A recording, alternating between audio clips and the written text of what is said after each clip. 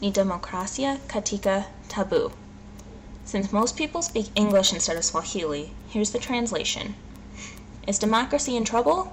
Evidence supports arguments for both sides, but here's what I think. Democracy will really be in trouble if it continues its current pattern. Corruption and gerrymandering are huge issues right now. Politicians are putting their own gain of power and wealth above the people and aren't taking into consideration what's best for them.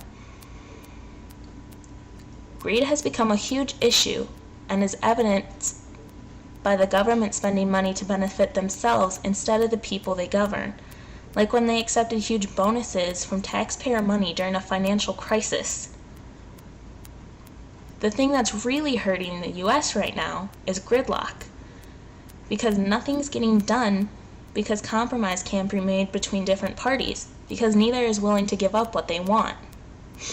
This led to a government shutdown, which cost people a lot of money and left people without work. New countries that are just becoming democracies aren't being able to maintain it because they don't actually know how to run them, and the countries end up worse than they were before. Declining economies are common because of the inability to decide, the gridlock, and spending cuts can't be made, which cause rising debt and rising prices, which hurts the people and leads to high unemployment. However, there is some success to democracy. Developing countries that do manage to maintain the democracies are able to grow. People-run government makes for the government knowing what needs to be done to help, which allows underdeveloped countries to grow. And more power to the people is helpful because who better to decide what's best for the people than the people themselves? There's also an opportunity for diversity in democracy because different groups that vote allows for more groups to be represented in the government.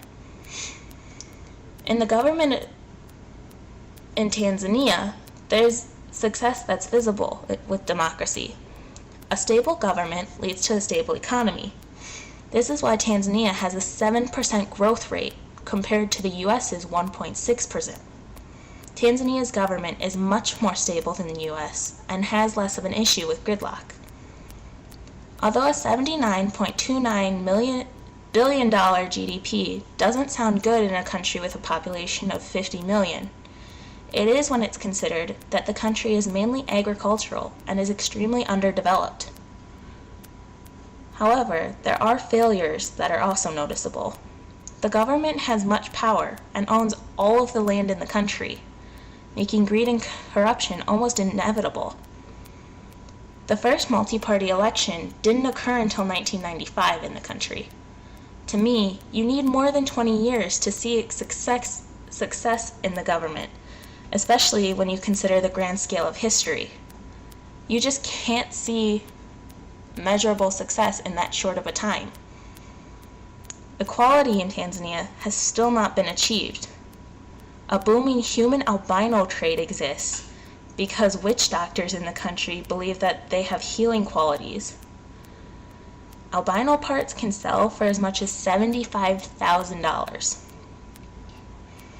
Women in the country are also viewed as inferior to men because the ruling religion in the country is Islam. There are still tensions in the country between the mainland and the island of Zanzibar, even after the political merger.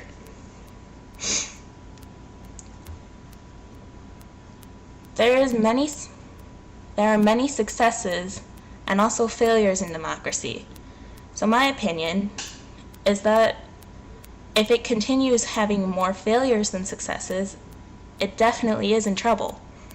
However, if it can get its act together and we can get rid of the corruption, democracy can be a very successful and helpful form of government. Created using Powtoon.